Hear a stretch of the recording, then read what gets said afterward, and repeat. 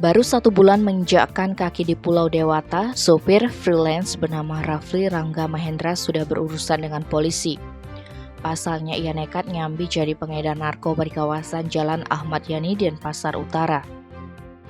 Dalam rilis pers yang dipimpin Kapolresta Denpasar, Kombes Pol Bambang Yugo Pamungkas didampingi Kasatgas Narkoba, AKP Mirsa Gunawan Selasa 6 September, dijelaskan pengungkapan kasus ini berawal dari penyelidikan yang dilakukan Opsnal Satres Narkoba Polresta Denpasar di Jalan Ahmad Yani, lantaran diperoleh informasi bahwa di kawasan tersebut sering terjadi transaksi narkotika. Dari hasil penyelidikan, petugas mendapati pria berbadan gempal dengan gerak-gerik mencurigakan, tepatnya di area parkir restoran Miko Beren Pasar Utara, Minggu 4 September pukul 14.30.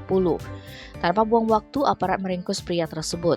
Saat digeledah ditemukan sebuah plastik klip sabu seberat 99,83 gram.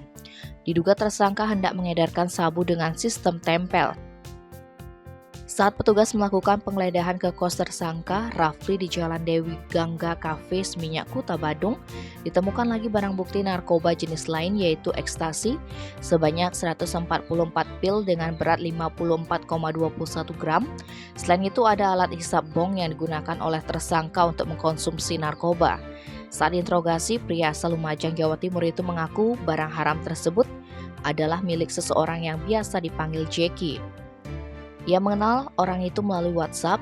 Tersangka bertugas sebagai kurir atau pengedar dengan upah Rp50.000 sekali tempel. Selama sebulan di Bali, Rafli sudah 2 kali melancarkan aksinya. Dia nekat melakukan tindakan melanggar hukum lantaran alasan ekonomi.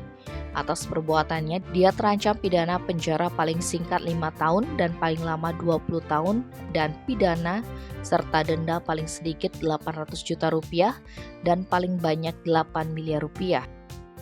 Tim Bali Express melaporkan.